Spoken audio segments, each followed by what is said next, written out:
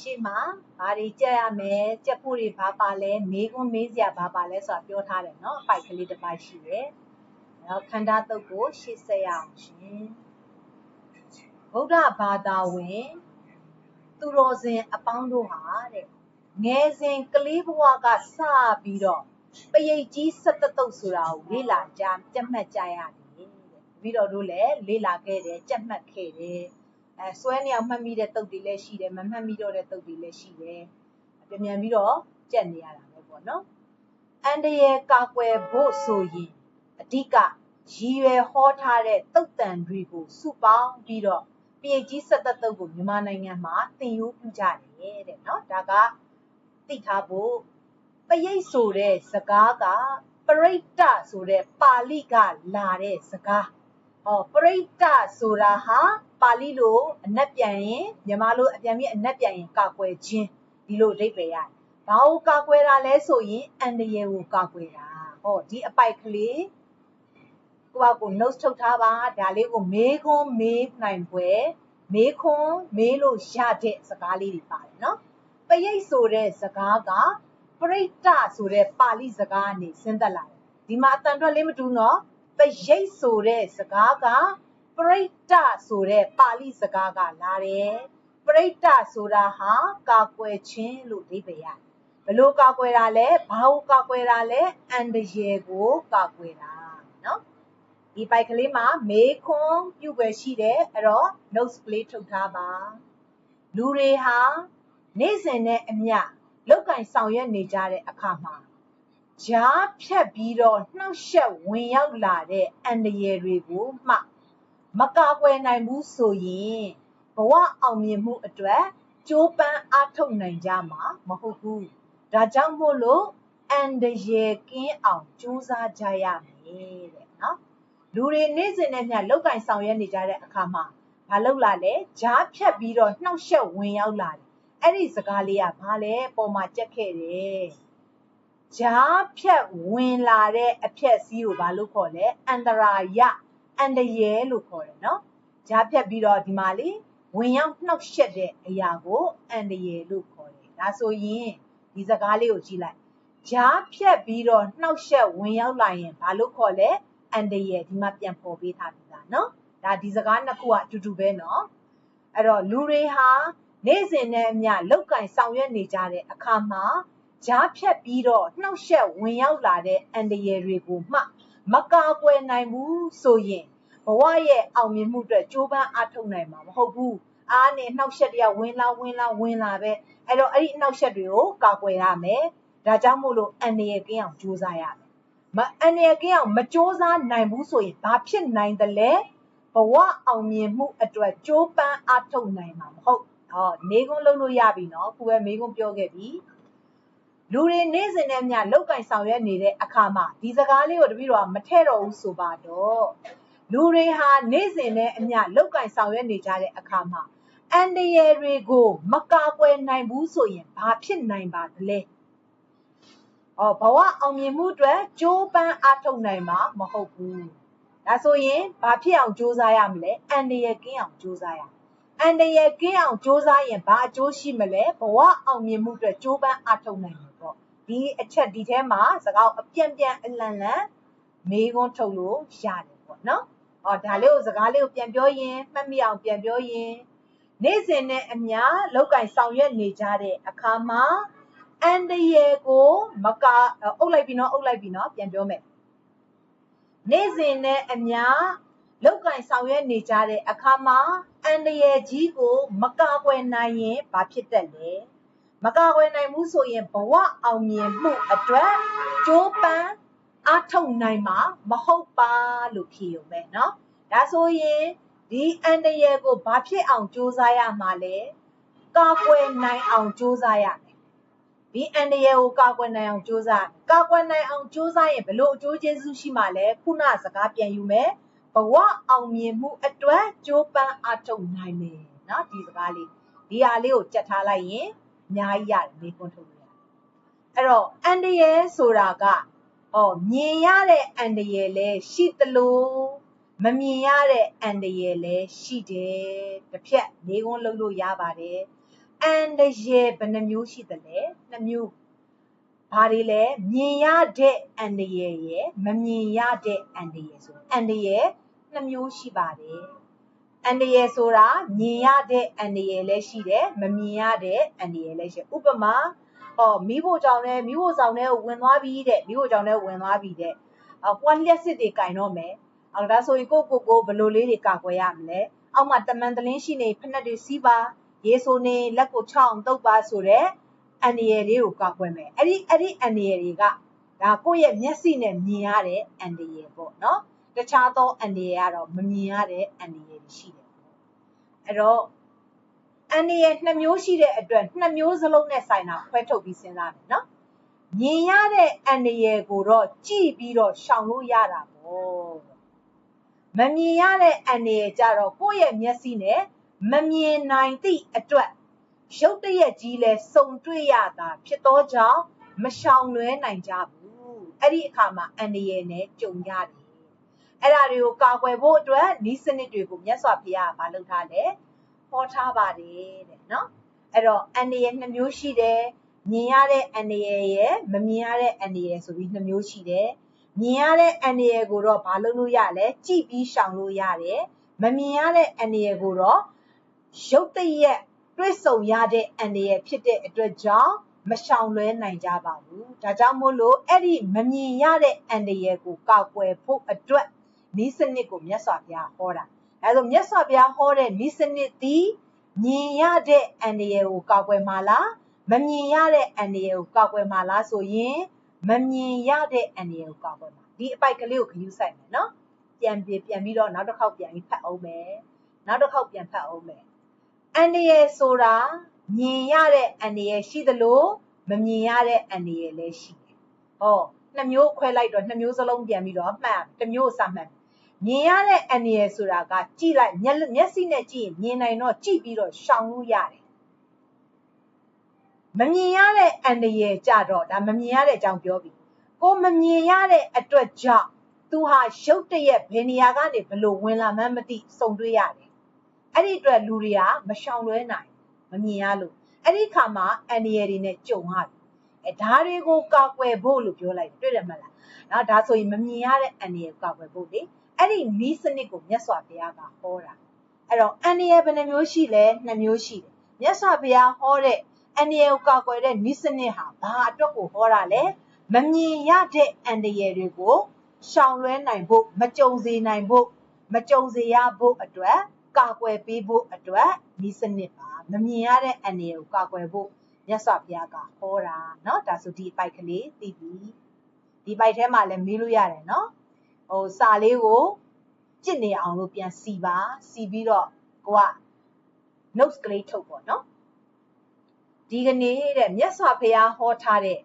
ပရိတ်ရိတ်လို့ထွက်ပြီးပရိတ်တရားတော်တွေထဲမှာအားလုံးကြားဘူးပြီးသားဖြစ်တဲ့ခန္ဓာပရိတ္တခန္ဓာတုတ်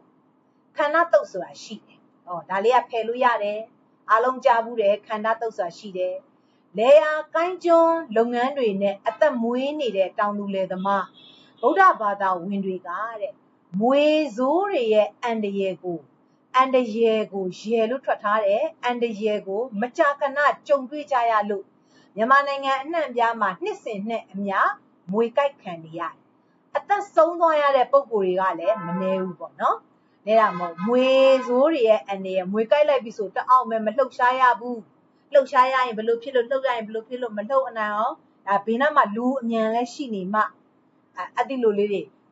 ရှေးဦးသူနာပြုစုနည်းနဲ့အမြန်ဆုံးလေးကယ်နိုင်မှမဟုတ်ရင်အသက်ကခဏနဲ့ဆုံးရှုံးသွားတာနော်အဲ့တော့လေယာကိုင်းကျွန်းလုပ်ငန်းတွေနဲ့အသက်မွေးနေတဲ့တောင်သူလယ်သမားဗုဒ္ဓဘာသာဝင်တွေဟာမွေဆိုးအန္တရာယ်ကိုမကြာခဏကြုံတွေ့ရတယ်အဲ့တော့နှစ်စဉ်နဲ့ညလည်းမွေကြိုက်တွေခံနေရတယ်အသက်ဆုံးသွားတဲ့လူတွေလည်းမနည်းဘူးပေါ့နော်ဒါဆိုရင်ဒီမှာကဒါအကျိုးအကြောင်းလေးတွေပြောပြတာပေါ့နော်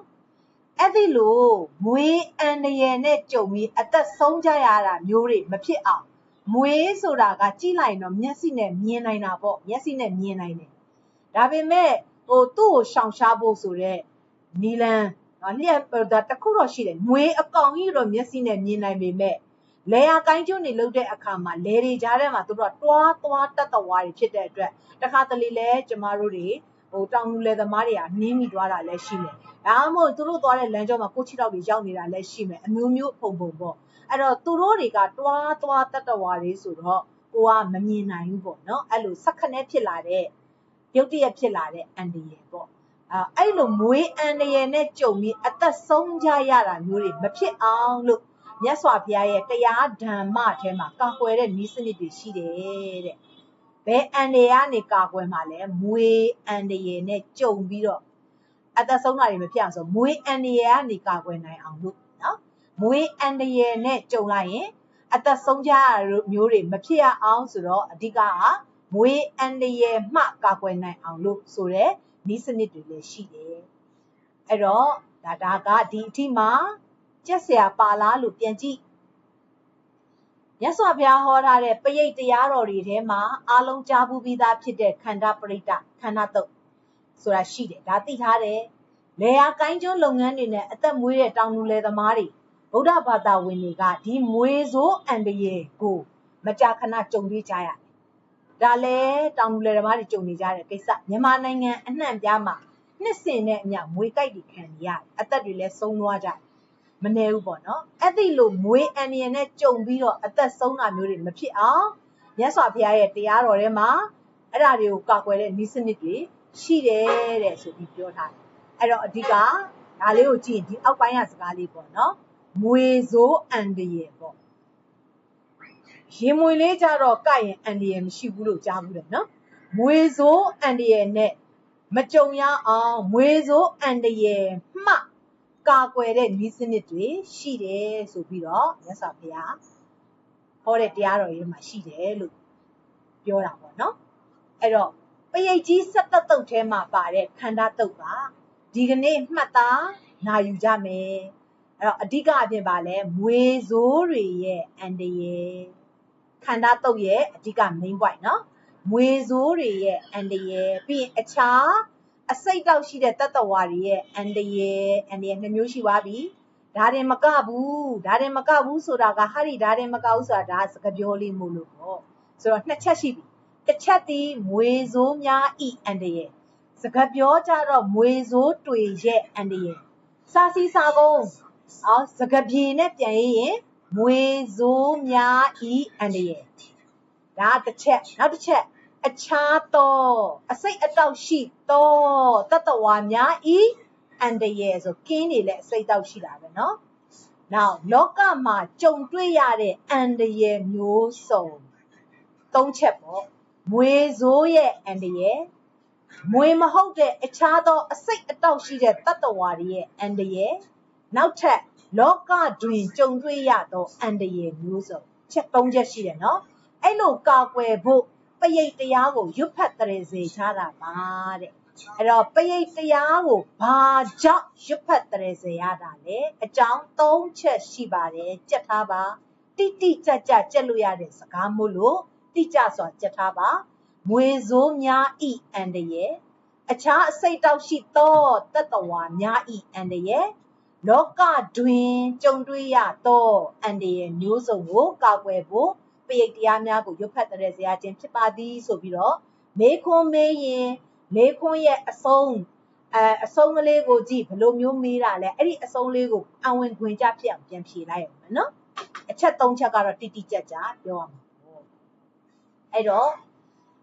ပရိတ်တရားတော်အတိုင်းကိုလိုက်နာကျင့်သုံးမယ်ဆိုရင်အန္တရာယ်ကင်းရှင်းနိုင်တယ်တဲ့ဒါကြောင့်မို့လို့ယုံယုံကြည်ကြည်နဲ့ဒီပရိတ်တရားတော်မှာလာတဲ့ကျင့်စဉ်တွေကိုကျင့်ဉာဏ်ကြိုးကိုအထောက်ကြမယ်ဒါဆိုရင်အစိတ်တောက်ရှိတဲ့တတ္တဝါတွေရဲ့အန္တရာယ်ကနေကာကွယ်ပြီးသားဖြစ်မယ်ဒါဆိုရင်အန္တရာယ်ကင်းသွားပြီးကိုယ့်ရဲ့လုပ်ငန်းဆောင်တာတွေကိုဖြောင်းဖြောင်းဖြူဖြူလုပ်နိုင်မှာပေါ့နော်အဲ့တော့ဒီထဲမှာဘာလိုအပ်လဲ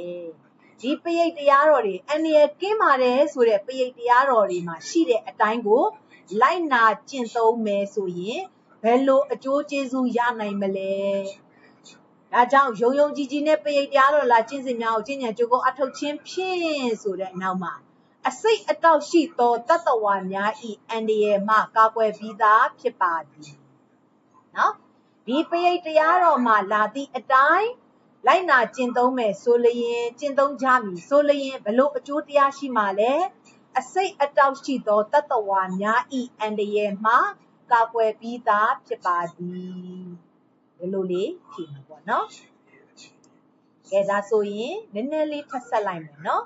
ဒီမှာကြက်စရာတိတ်မပါသေးဘူး notes တွေထုတ်ထားမယ်နော်ကြည့်ရမယ်ဆိုတဲ့အခါမှာအဲ့ဒီကြည့်ရမယ်ဆိုတဲ့အပိုက်ကလေးတွေကိုကြစ်လစ်သွားအောင်လို့စကားပြောကနေစကားပြေဖြစ်အောင်လို့ကိုကပြန်ပြင်ရေးထားမယ်ကြက်ထားမယ်နော်နည်းနည်းချင်းစီပြီးတော့ကပေးတာနော်နည်းနည်းချင်းစီပေးတဲ့အခါမှာကြက်တဲ့စာကလည်းနည်းနည်းချင်းစီလေးဖြစ်သွားတဲ့အတွက်ကြောင့်မှတ်မိလွယ်တယ်နောက်ပိုင်းမှာစာတွေကမလုံးသေးကြတယ်လုံးမှမဟုတ်ရောမှမဟုတ်သူ့အကန့်နဲ့သူလေးဖြစ်နေတာနော်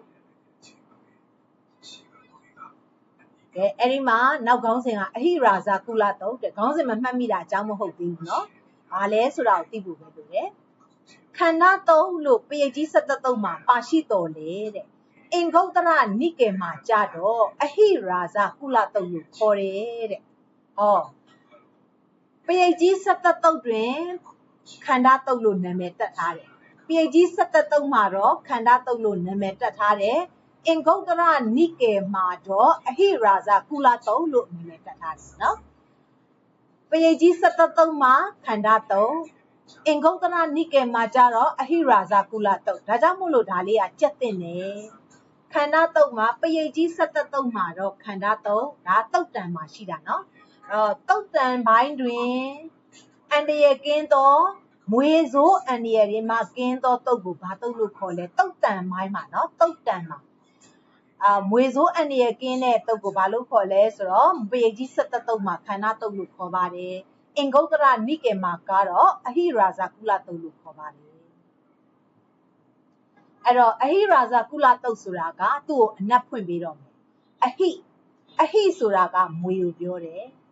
ရာဇကုလဆိုတာကမင်းမျိုးမင်းတွေမွေရဲ့မင်းမျိုးနဲ့ပတ်သက်တဲ့တုတ်ရာဇဆိုတာကမင်းကုလဆိုတာအမျိုးအနွယ်အဲကြောင့်မင်းမျိုးရာဇကုလဆိုတာမင်းမျိုးမွေနဲ့ပတ်သက်တဲ့မင်းမျိုးမွေမင်းမျိုးနဲ့ပတ်သက်တဲ့တုတ်တဲ့နော်အဟိဆိုတာကမွေတောင်ရိုးရိုးမွေမဟုတ်ရာဇကုလတုတ်တဲ့ရာဇကုလဆိုတာမင်းမျိုးမွေမင်းမျိုးနဲ့ပတ်သက်တော့တုတ်လို့အဓိပ္ပာယ်ရတယ်နော်အဟိဆိုတာကမွေရာဇဆိုတာကမင်းမွေမင်းကုလဆိုတာအမျိုးအနွယ်မွေမင်းမျိုးတွေနဲ့ပတ်သက်တော့တုတ်အဟိရာဇကုလတုတ်လို့ခေါ်တယ်ဒါဆိုရင်တုတ်တန်ပိုင်းတွေမှာ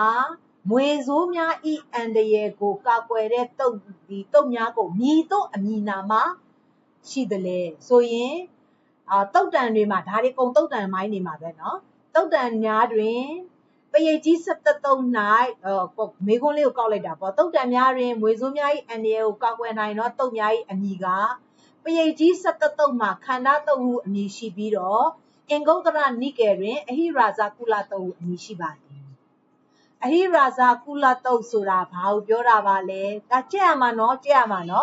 အဟိဆိုသည်မှာမွေကိုခေါ်ပါသည်ရာဇကုလဆိုသည်မှာမင်းမျိုးကိုခေါ်ပါသည်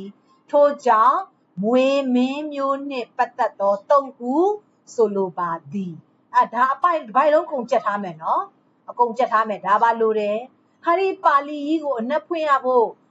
ဘာလဲလိုလားမလိုလားမလိုဘူးနဲ့တူပါတယ်မဟုတ်ဘူးနော်ကြည့်ရမယ်ဒီလောက်ကလေးကတော့ကြက်ကိုကြက်ရမှာရှင်အဲ့တော့950ဇက်တော်မှာတဲ့အဲ့ဒီတုတ်တန်ကိုကြတော့ခန္ဓာဇက်လို့မြတ်စွာဘုရားဟောထားတာရှိသေးတာပဲတဲ့ဟော3မျိုးဖြစ်သွားပါပြီပရိတ်ကြီး17တုတ်ဆိုတော့ခန္ဓာတုတ်